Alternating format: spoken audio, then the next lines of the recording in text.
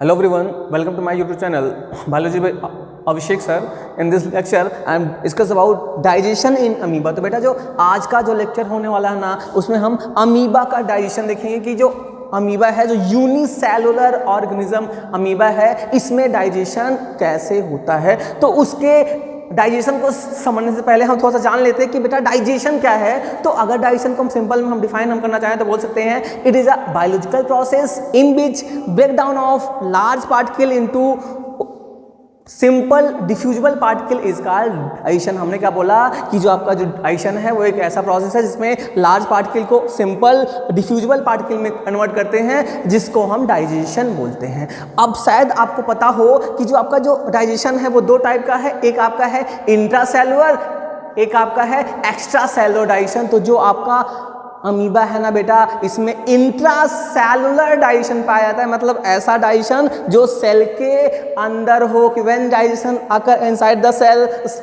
such type of digestion is called intracellular digestion। तो जो आपका अमीबा है ना बेटा, अमीबा में इंट्रासेलुलर डाइजेशन होता है।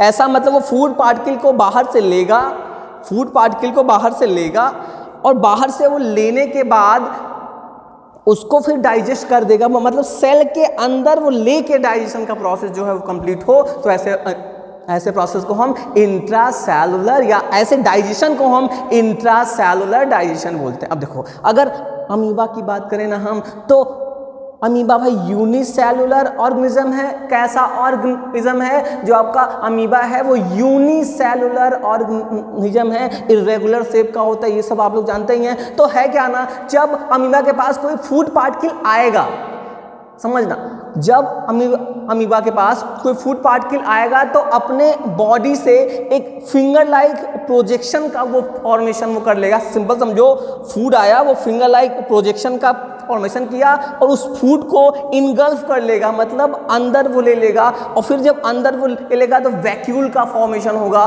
जब ये वैक्यूल का फॉर्मेशन होगा तो अब जो एंजाइम लगेंगे और कंप्लीटली डाइजेशन हो जाएगा। फिर डाइजेस्ट होने के बाद जो उसके इंपॉर्टेंट सब्सटेंस होंगे, जो उसके लिए हेल्पफुल होंगे, उसको भाई ले लेगा, एसिमिलेशन का प्रोसेस हो जाएगा और फाइनली जो बच जाएगा ना बेटा, वो अपने वो बॉडी से बाहर कर देगा। तो बहुत सिंपल सा प्रोसेस है, बस इतना याद रखिए। उसके बाद जब कोई फूड पार्टिकल आएगा, फिंगर लाइक प्रोजेक्शन मतलब स्यूडोपोडिया का फॉर्मेशन करेगा, उसको अंदर इनगल्फ कर लेगा और इनगल्फ करके उसको डाइजेस्ट कर देगा और उससे जो न्यूट्रिएंट है उसको फिर ले लेगा और फिर बाहर जो वेस्ट जो मटेरियल है उसको क्या बोलते हैं, अमीबा है वो बॉडी से बाहर कर देगा। ये बहुत सिंपल सा, मतलब आप इतना जानिए, फूड के पास गया, स्यूडोपोडिया का फॉर्मेशन हुआ, उसको इनगल्फ किया, इनगल्फ जब कर लिया तो इनगल्फ करने के बाद क्या हुआ,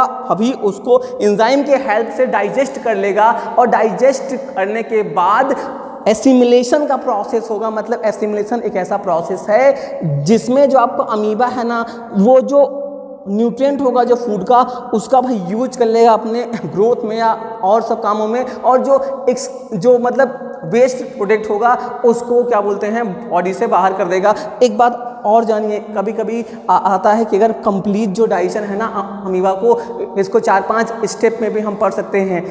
पहला स्टेप आपका होगा ingestion, digestion, absorption, assimilation and excretion, मतलब ये बॉडी से बाहर निकलना। तो पहले क्या होगा, इंजेशन होगा, मतलब ये फूड जो है वो बॉडी के अंदर आए। तो अगर बॉडी के अंदर आ गया स्यूडोपोडिया के हेल्प से, तो अगर बॉडी के अंदर वो स्यूडोपोडिया के हेल्प से आया तो अभी उसको डाइजेस्ट कर लेगा। फिर उसके बाद उसका एब्जॉर्बेशन होगा, फिर एसिमिलेशन होगा और फिर जो आपका जो बॉडी का जो मतलब अनयूजफुल या अनडाइजेस्टेड जो पार्ट होगा उसको बॉडी से बाहर निकाल लेगा। तो बस इतना याद रखिए कि कभी कभी हो जाता है स्यूडोपोडिया है, तो भाई वो एक फिंगर लाइक प्रोजेक्शन है जो इनगल्फ करता है फूड। एक बात और जानिए, फैगोसाइटोसिस का प्रोसेस होता है अमीबा में फूड को लेने के लिए। कई बार क्वेश्चन पूछा गया है कि फैगोसाइटोसिस का, तो बस इतना याद रखिए कि फूड को अंदर ले और डाइजेस्ट कर जाए। हमारे जो बॉडी में जो WBC है, मतलब वाइट ब्लड कार्बोसेल्स, उसमें भी